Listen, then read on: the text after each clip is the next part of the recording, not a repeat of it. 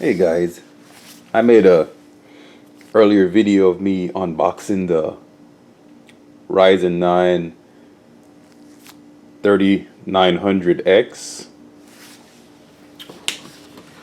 because I'm going to be upgrading my CPU in my PC. So this is the Ryzen 9 3900X 12 core 24 thread processor, and base speed is 3.8 and you can boost it all the way up to 4.6. So I'm just changing out my CPU, doing a little CPU upgrade. So there it is. You guys get, there it is. Take out my, I already took out my old Ryzen CPU. Got the new one. There's probably not a lot of people that don't know how to install the CPU now. There's so many videos, but make sure you, this little arrow at the end, if you guys can even see it, it looks like a little pyramid, teeny. Just make sure you line that up on the motherboard and you'll have no problems.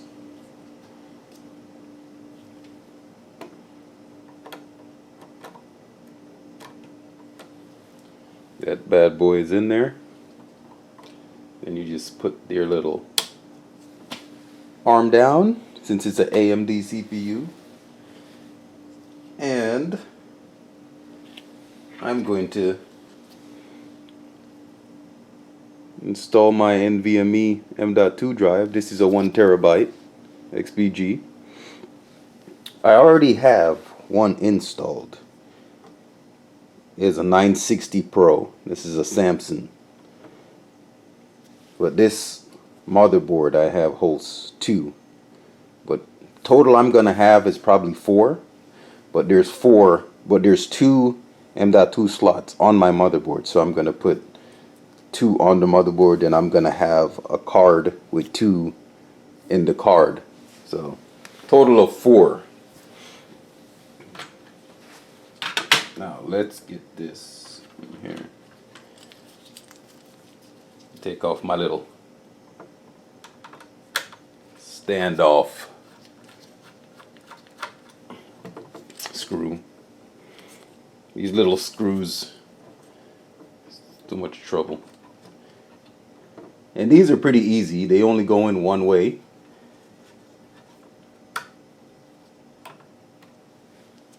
So there's not that much difficulty. The only difficulty is these little teeny baby screws. I don't like those. They fall or something. But I think that's just pretty simple. And it's in. And I have, if I can get it in the shot, my memory, G-Skill Ripjaws DDR4 3200. So these are the RAM I use in my system. Put all these bad boys, and I have 4 of them. I have 4 of these. Just put these bad boys in, and they all line up a certain way. They got notches on them, and at the bottom is another notch. So when you're going to install it, all you have to do is make sure you have it lined up. So any way you're putting it, if it's not lined up, it won't go in. So as long as you have it lined up, it'll go right in.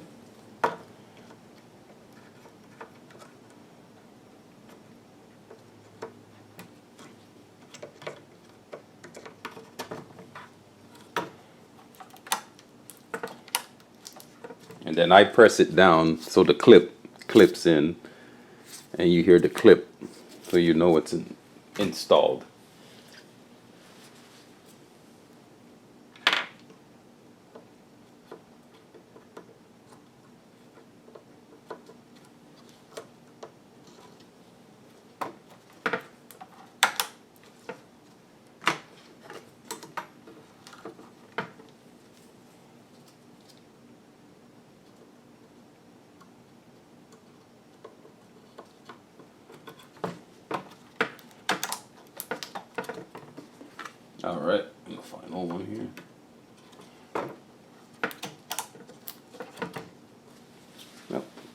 It's all in there.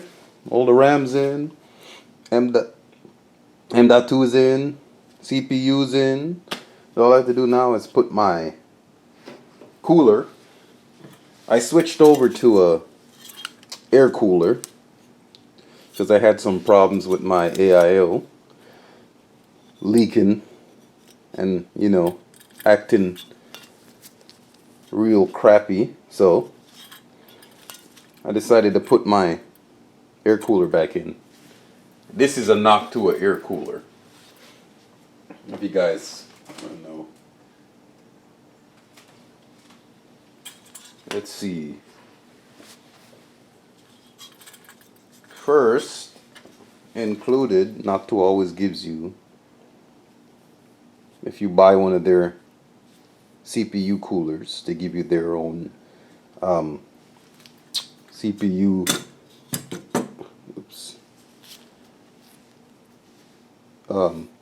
thermal liquid compound. So I've never had a problem with it. It works pretty good. So I always use it when I've used their coolers. All you have to do on these, just twist it. It comes right off, and then it's ready to go. I do the little bead. That's what I do on mine. I put a little bead right in the center.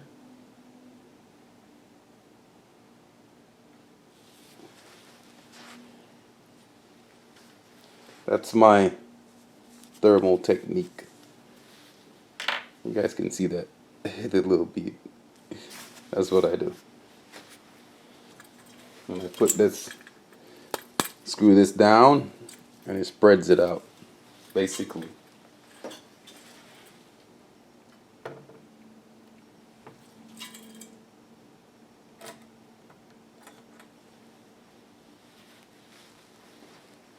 Now all I have to do is screw this down,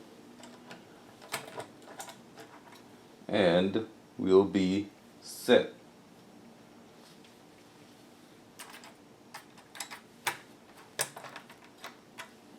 I go back and forth on mine to get it spread out. I don't just screw one side all the way down. I keep going back and forth to, you know, have the pressure the same on each side, and it'll have the thermal compound spread out. So that's what I'll do with that. Put in my fans. I have two fans. I put those fans on, and I'm going to connect the fans to the header, the motherboard, and this motherboard has two CPU headers right here, so you can attach them. If you guys don't know which one is this, make sure you check your motherboard manual, but it's usually there's like a little label somewhere that is just for the CPU fans. Okay, so I have two 4-pins, so I got them right up here, so all I have to do is connect these, and my job with this CPU cooler is done. So those two are connected.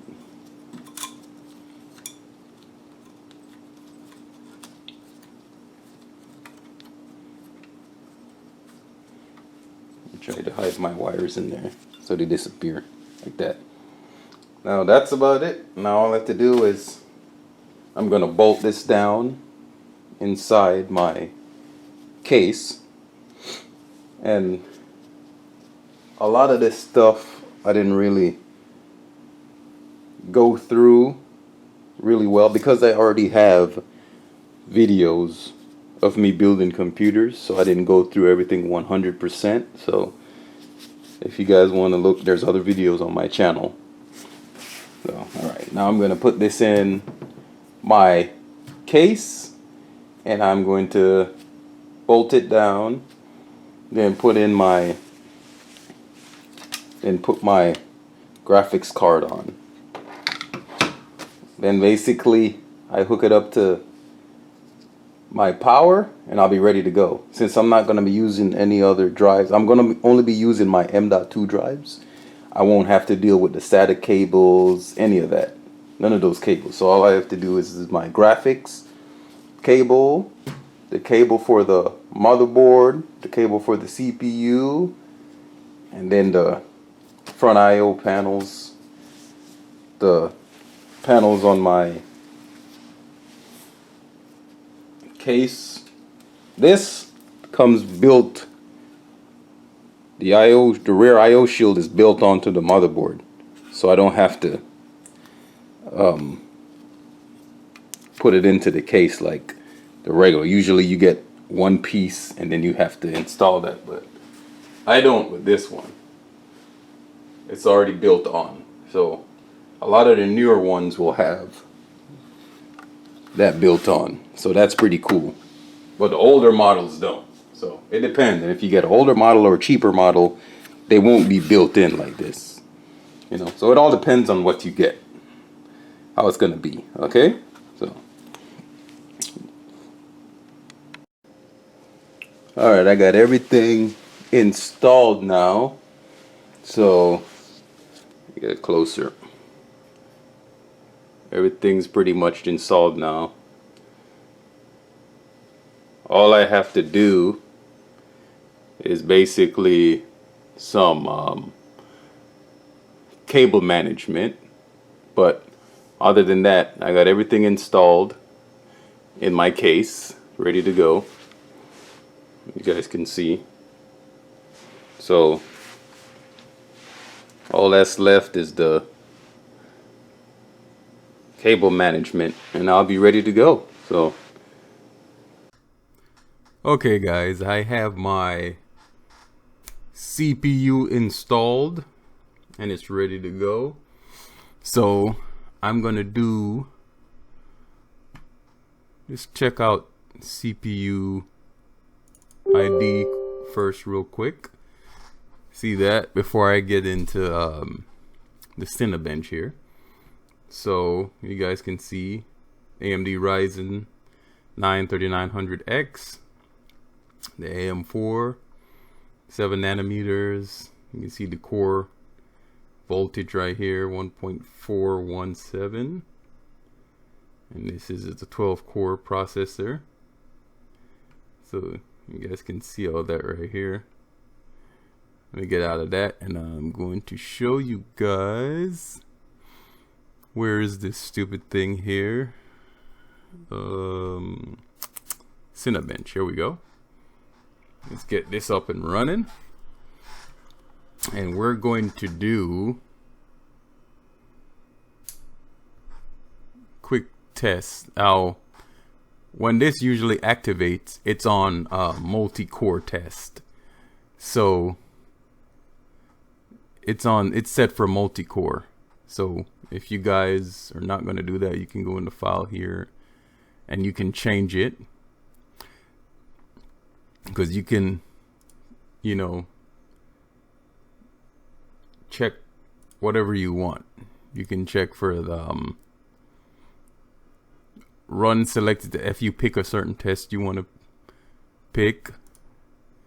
So you can go here and check this single core, or you can uncheck it, whichever one you want to do. So it doesn't matter. So just go to advanced benchmark if you want to do that. But I'm doing the regular multi-core test because I have a 12 core CPU, as you guys can see, 12 core 24 thread, and it's 3.8 because I do not have it overclocked. This is the base test right here. It's not overclocked, just right out of the box here. So let me run it real quick and see what we get. Off it goes. Let's see how fast this bad boy is. This is base clock, so we'll see how good it is. It seems to be going pretty quick. Let's see. Not bad. We'll see what my rating is compared to some of these other CPUs are like massively expensive CPUs and the systems they build. So we'll see what score I get on this bad boy here. Oh, there we go. Alright, let's see. I have 6,736 points. I'm right behind the Intel Xeon and the Intel Xeon Platinum. So I got a number 3 ranking, 3rd place of all these right here, of all these different CPU builds they have, PC rigs they have built. I rank 3rd, but I have other stuff running on my system, so if you just run it with nothing else running, you'll get like a perfect score.